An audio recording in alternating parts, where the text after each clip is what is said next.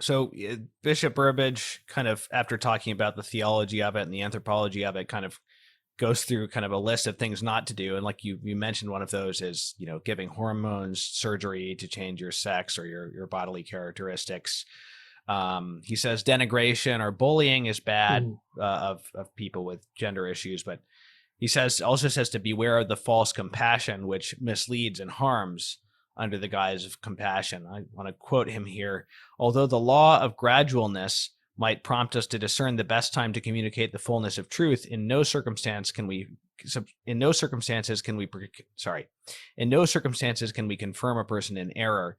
And he goes on to say that this is particularly the case where children are concerned, because they need first and foremost to be affirmed in their permanent God-given sexual identity. And this is why medical and surgical interventions to arrest natural development in children are particularly wicked. I wanted to bring up a specific issue, which is probably even more than condemning surgical interventions going to be a problem for a lot of Catholics, which is the issue of using transgender names and pronouns to be accepting. So he says, such use might seem innocuous and even appear to be an innocent way of signaling love and acceptance of a person. In reality, however, it presents a profound crisis. We can never say something contrary to what we know to be true. To use names and pronouns that contradict the person's God-given identity is to speak falsely. And he also says, of course, attempts to coerce language in any way are unjust, to coerce people to use this kind of language. One thing I wanted to ask about right off the bat is this distinction between pronouns and names. I'm kind of curious why he says not to use names, because after all, your gender, your sex is a permanent God-given identity, but someone can change their name. So my approach in the past, well, I haven't really had to deal with this in a concrete way, but the way I've thought it through in the past has been like, okay, I'm never going to use a false pronoun for someone, but if somebody wants me to call them a different name, that's a concession I can make just for, communication's sake, because it's not actually saying something false anthropologically. So why do you think the bishop included names in that? Well, I think a name, it can be the it can be the bridge towards accepting the or a, an approach of affirmation of another identity. That Mm-hmm. it's sometimes the name isn't just a nickname, but rather it's a signal Right. to others of that change. So there is, I mean, especially with children, there is something going on when somebody wants to be called by a different name. Oh, with children, Yeah, and absolutely. with Yeah. with adults, Yeah. we want to affirm some. We always need to affirm someone in the truth, and I've grappled with this too, in the sense of, um, let's say that we meet somebody and we really have no idea that a gender transition has taken place, and they tell us their name. Well, on a human level, of course, you're going to say that person's name, use that person's name. Um, you can acknowledge the name in I think in a situation like that, and you're without affirming the the false identity or the new identity, uh, and yet with a child, um, if we start using a different name, I think it's going to feed into the it's going to feed into that idea that a child can just choose to be someone else of a different gender or choose to be someone else. Um, so the name, I think, the notion of using someone's proper name or someone's given name, and not to well, I guess I don't know if I'm being very clear here, but when someone reports as non-binary, they might take on a non-binary uh, name that isn't a name that is associated with and the idea of masculinity or femininity. So someone might take Mm-hmm. on the name of Summer or River or something like that. Well, we don't want to affirm someone in something that isn't true about them in those circumstances. And I think the relationship really matters. If you've always known someone as John and suddenly say, no, my name is River, okay, well, there's obviously something going on there. And I mean, invites a discussion, and the bishop mentions listening with compassion, hearing their story.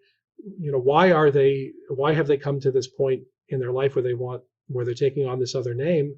I mean, it can be the beginning of a conversation that can kind of help them to feel that they have been listened to, that someone cares about them, but also to kind of give us also a context to broach that subject of, I know you as John, and uh,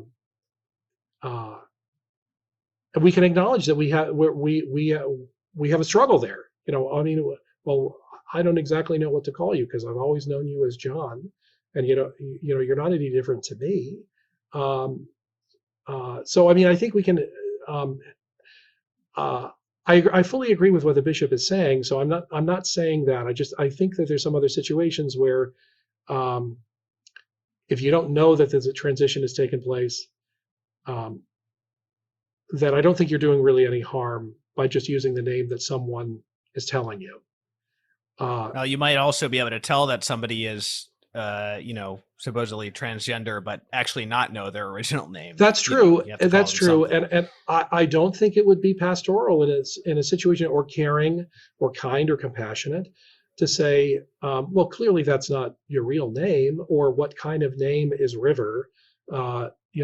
You can't. I mean, that just can't be done. I'll give you sort of an analogy in terms of same-sex attraction. There are couples that part of the encouraged chapters that I have been ministering to for some years here. They've been living with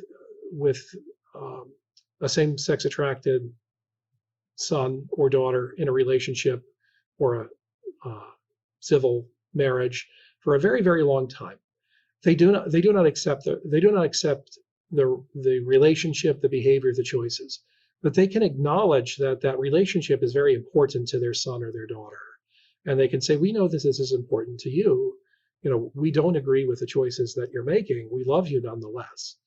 I think there's a kind of an analogy in there in the sense of those who have taken on a transgender identity, and maybe perhaps they're adults, or we're meeting them for the first time, or it's somebody that we haven't seen in a very long time, and you can acknowledge that and meet them where they find themselves in their life, but to hope to be able to continue that conversation, to continue that relationship, to help lead them to the truth.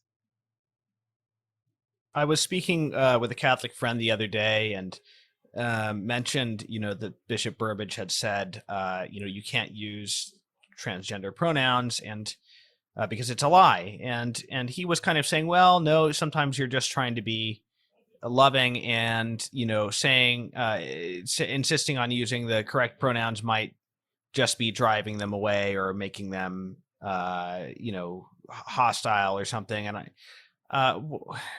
what would you say to kind of wake someone who says that up to the fact that that's simply one of the concessions that you can never make in order to be pastoral? That's just that actually is a lie. You can't just pretend that the word doesn't have that meaning of conveying a false anthropology, that you're just playing along. Like somebody who doesn't agree with transgenderism but thinks it might be acceptable to use the pronouns. Well, I think, first of all, it does violence to language, and as much as it does violence to truth. I always think about pronouns. I mean, if you follow the daily Gospels, if any of the pronouns were changed or ambiguous, like they, them sort of pronouns, the Gospels will be unintelligible to us in English. And if you go back and look, even the Gospels in the last couple of days, you can't tell who's who if you suddenly are changing pronouns. That's the I think that's just one of the problems, is that if we're not using the pronouns that are the proper pronouns in accord with biological sex, we are confusing the we're adding to the confusion that the person already has. We're making it harder to communicate as well. And I even have friends who are teachers in public school, and they say they really don't have an issue using pronouns. And a lot of students will just pick they them because it's different than their biological pronouns. So they know my pronouns are they them. So the teachers, just to keep it simple in the classroom, they just refer to everybody as they or them. And so it makes our communication unintelligible. I think from the standpoint of this notion of compassion for somebody else, or you don't want to push them away, in that, we do have a duty to keep the true image of our loved ones alive, and that true image includes that the fullness of body and soul, and that reality that all of that is a gift, and that they are a gift. And I think we've got to have the courage to use the proper pronouns for them, and not acquiesce to what even might seem like a little falsehood.